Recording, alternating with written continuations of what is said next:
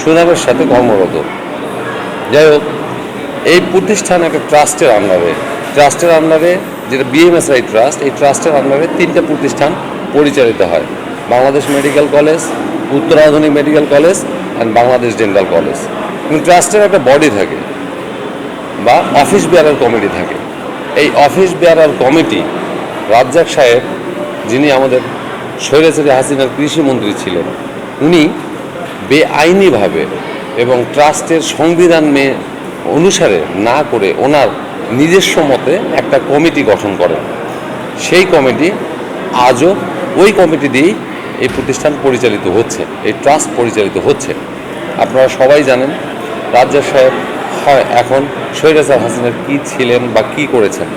আমি যদি আমার প্রেক্ষাপট বলতে চাই, আমি জুলাই আগস্ট আন্দোলনে যে প্রথম ডেট ডিক্লারেশন করা হয়, যে আমরা জানি উত্তরা একটা অন্যতম রিস্কি জোন ছিল এই জুলাই আগস্ট আন্দোলনে, এবং এই জুলাই আগস্ট আন্দোলনে আমি ডক্টর মোহাম্মদ রফিকুজ্জামান প্রথম ডেট ডিক্লারেশন করি। জুলাই আগস্ট আন্দোলনের প্রথম ডেট ডিক্লারেশন আমার মাধ্যমেই হয়। যাই হোক, আমরা যে জিনিসের জন্য আজকে বসা, যে সংবাদটা বা যা ইনফরমেশন যেটা দেওয়ার জন্য আপনাদের কাছে বসা, সেই স্বৈরাচার হাসিনার দোসরদের দ্বারাই পরিচালিত এই প্রতিষ্ঠান এখনও, এবং সেখানে আমাদের বিএনপি নামধারী দু একজনের সহযোগিতায় তারা এখনও একইভাবে এই সমস্ত দুর্নীতি করে যাচ্ছেন। উত্তর আধুনিক মেডিকেল কলেজ থেকে যারা জুলাই আগস্ট আন্দোলনের সাথে ওতপ্রোতভাবে জড়িত ছিল, তাদের মধ্যে টোটাল 3 জন ডাক্তারকে সাময়িক বরখাস্ত এবং 2 জন ডাক্তারকে পার্মানেন্ট বরখাস্ত করা হয়।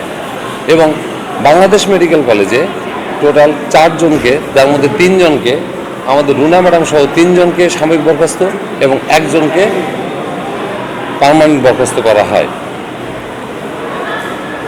এত বছরে করা হলো না, হঠাৎ করে এই কয়েকদিনের মধ্যে কী এমন হয়ে গেল যে একের পর এক ডাক্তার, কর্মকর্তা, কর্মচারীদেরকে বরখাস্ত করা হচ্ছে। আমরা দুর্নীতিমুক্ত বাংলাদেশ গঠন করার জন্য জুলাই আগস্টে আমাদের প্রচুর সন্তানদেরকে, প্রচুর নাগরিককে, বাংলাদেশের নাগরিককে আমরা আমাদের মাঝখান থেকে হারিয়েছি। আমরা আমাদের ভাইকে হারিয়েছি, আমরা আমাদের বোনকে হারিয়েছি। ঠিক যে জন্য করা, সেই প্রেক্ষাপট আমরা এখানে দেখতে পাচ্ছি যে এইটা টোটাল ট্রাস্ট একটা